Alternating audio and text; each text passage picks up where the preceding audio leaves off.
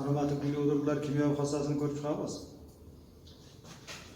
Agar benzolga galogenlar ta'sir ettirilsa, ftor, xlor, brom, ion, Lewis kislotalari katalizatorligida. Yana xuddi boya aytganimizdek, ikkala xlor gamolitik uzilmaydi, heterolitik uziladi. Ya'ni radikal hosil bo'lmaydi, ionlar hosil bo'ladi. Elektrofil zarracha, nukleofil zarrachalar hosil bo'ladi. Juft elektronni olib qo'ygan nukleofil, elektronni berib qo'ygani elektrofil. Va shu elektrofil xlor borib substratga hujum qiladi. Natijada mana elektrofil vodorod chiqaraveradi. Substratga elektrofil hujum qilsa, elektrofil qism hujum qilsa, bu reaksiya elektrofil mexanizm deb aytiladi. Demak, bu yerda mana shu elektrofil zarrachaning o'rnini elektrofil xlor borib olib, xlor benzol hosil bo'ladi. Chiqqan vodorod esa xlor bilan birikib.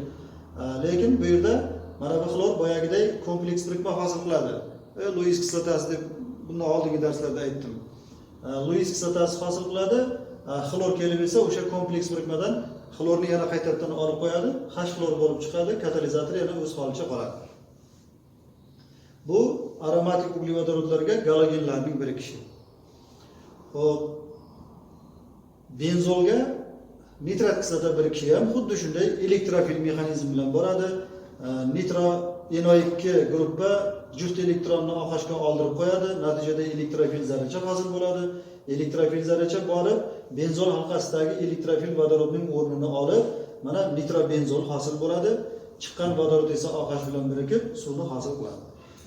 Sulfat kislota bu yerda katalizator vazifasini bajaradi. Ya'ni sulfat kislota suvni tortib oluvchi katalizator vazifasini bajaradi.